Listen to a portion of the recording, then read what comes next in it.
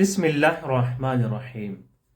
قرآن کریم کس پر نازل ہوا اور کب نازل ہوا؟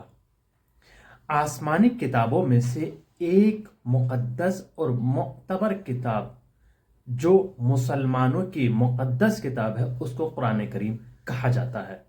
یہ رسول اکرم صلی اللہ علیہ وآلہ وسلم جو کہ مسلمانوں کے ہمارے آخری نبی ہیں ان پر نازل ہوئی۔ یہ کتاب کب نازل ہوئی؟ جب رسول اکرم صلی اللہ علیہ وآلہ وسلم 40 سال کی عمر میں مبعوث برسالت یعنی رسالت کے عہدے پر فائز ہوئے، اسی کے ساتھ حضرت پر سب سے پہلی وحی اقرا باسم ربک الذی خلق، سب سے پہلی وحی یہ نازل ہوئی۔ یعنی 40 سال کی عمر میں آپ پر فرشتہ جبرائیل یہ وحی لے کر نازل ہوا اور یہاں سے آپ کی نبوت کا آغاز ہوتا ہے۔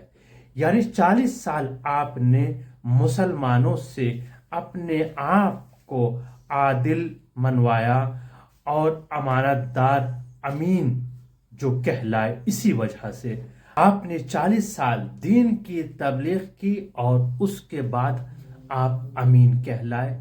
اس کے بعد آپ پر یہ قرآن نازل ہوا جو کہ مقدس اور معتبر کتاب ہے، اور آپ اس وقت مکے میں موجود تھے۔ اگر بات کی جائے قرآن کریم کی سوروں کی، قرآن کریم میں 114 سورے ہیں، جن میں سے 87 سورے مکے میں نازل ہوئے اور 27 سورے مدینے میں نازل ہوئے۔ اور جو فرشتہ آپ پر وحی لے کر آیا کرتا تھا اس کا نام ہے جبرائیل۔ حضرت جبرائیل آپ پر ہمیشہ وحی لے کر نازل ہوا کرتے تھے، اور یہ روز بعثت وحی کا آغاز ہوا۔ سب سے پہلے وحی روز بعثت آپ پر نازل کی گئی۔